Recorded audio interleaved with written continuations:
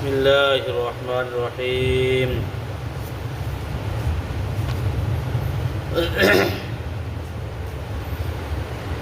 عن عبد الله بن قرط رضي الله تعالى عنه قال قال رسول الله صلى الله عليه وسلم أول ما يحاسب به العبد يوم القيامة الصلاة فإن صلحت صلح سائر عمله وإن فسدت فسد سائر عمله। नबी करीम सल्लल्लाहु अलैहि वसल्लम का इरशाद है कि क़यामत में सबसे पहले नमाज का हिसाब किया जाएगा। अगर वह अच्छी और पूरी निकल आई तो बाकी अमाल भी पूरी उतरेगी, और अगर वो ख़राब हो गई तो बाकी अमाल भी ख़राब निकलेगी। हज़रत उमर रज़ियल्लाहु ताला अन्हु अपने ज़माना खिलाफत में ऐलान सब जगह के हुक्काम के पास भेजा था कि सबसे ज़्यादा मोहतम शान चीज़ मेरे नज़दीक नमाज है। जो शख्स उसकी हिफाजत और उसका एहतमाम करेगा वो दीन के और अज़्ज़ा का भी एहतमाम कर सकता है, और जो उसको ज़ाय कर दे वो दीन के और अज़्ज़ा को ज़्यादा बर्बाद कर देगा।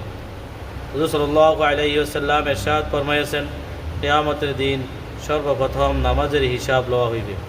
যদি উহা উত্তম ও পরিপূর্ণ রূপে পাওয়া যায় তবে অন্যান্য আমলও সঠিক বলিয়া গণ্য হইবে, আর যদি উহা খারাপ হয় তবে অন্যান্য আমলও খারাপ বলিয়া গণ্য হইবে। হযরত ওমর রাদিয়াল্লাহু তাআলা আনহু তার খেলাফতের যুগে সব এলাকার শাসক কর্তাদের নামে একটি ফরমান পাঠাইয়াছিলেন যে আমার নিকট সবচেয়ে গুরুত্বপূর্ণ বিষয় হলো নামাজ। যে ব্যক্তি উহার হেফাজত ও উহার এহতেমাম করিবে সে দিনের অন্যান্য কাজেরও এহতেমাম করিতে পারিবে, আর যে ব্যক্তি নামাজকে ধ্বংস করবে সে দিনের অন্যান্য কাজকেও আরও বেশি ধ্বংস করিবে।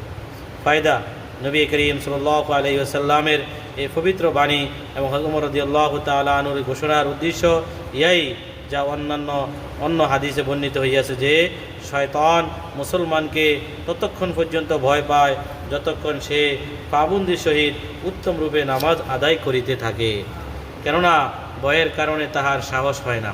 কিন্তু যখনই সে নামাজকে নষ্ট করিয়া দেয় তখন শয়তানের সাহস অনেক বাড়িয়া যায় এবং তাহার মধ্যে ওই ব্যক্তিকে গুমরা করার আকাঙ্ক্ষা পয়দা হইয়া যায়।